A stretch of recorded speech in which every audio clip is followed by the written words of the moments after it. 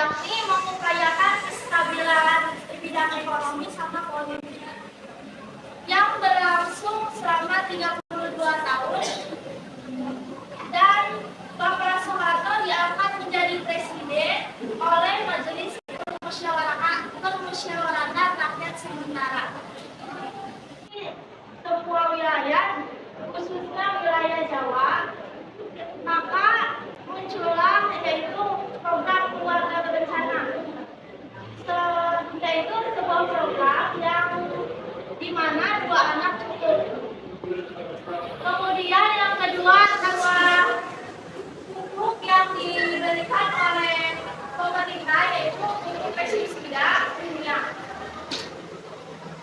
Industri pertanian ini tidak bertahan lama karena kebanyakan masyarakat sangat menggunakan pupuk pestisida yang berlebihan, maka beras dari Indonesia kembali mengambil dari pembangunan sekolah yang ditetapkan untuk anak-anak. Pembangunan ini memproses 9 tahun wajib sekolah.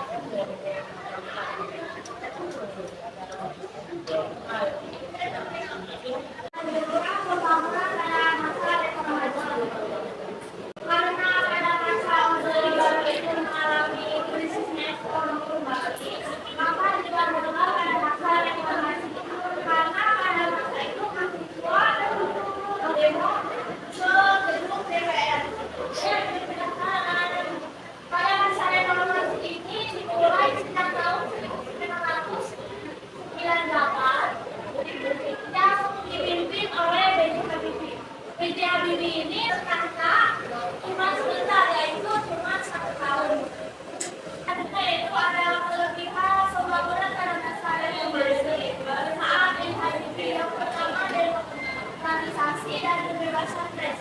Maksudnya kebebasan untuk media sosial, yaitu semua wartawan membolehkan mengambil isu berita dari dalam negeri. Yang kedua yaitu pemilu yang lebih demokratis. Maksudnya pemilu di sini dipilih oleh rakyat secara resmi dan secara terbuka. Jadi mata uang rupiah terhadap dolar. Untuk selanjutnya yaitu ada pemberantasan KKN. KKN bukan kuliah kerja nyata, tapi korupsi dan nepotisme. Nepotisme ini yaitu memperkerjakan saudara sendiri tanpa melihat keunggulan dan kelebihan saudaranya. Jadi ada yang dimaksudnya misalnya itu ada orang dalam dan politik. Pada masa ini semua orang yang korupsi itu langsung dihukum oleh Habibie. Namun tidak bertahan lama hukuman ini karena semakin banyaknya orang yang korupsi. Yang keenam yaitu referendum Timur Timur. Maksudnya yaitu pengakuan bahwa Timur Timur ini yaitu Timor Leste sebagai negara Indonesia. Setelahnya itu memiliki negara sendiri. Terima kasih.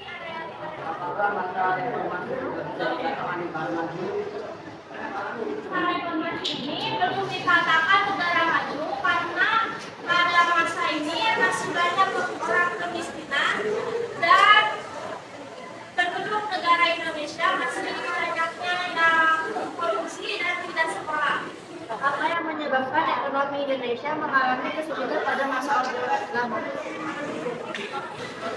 Pada masa Orde Lama ini mengalami kesulitan karena krisisnya ekonomi. Pemerintah belum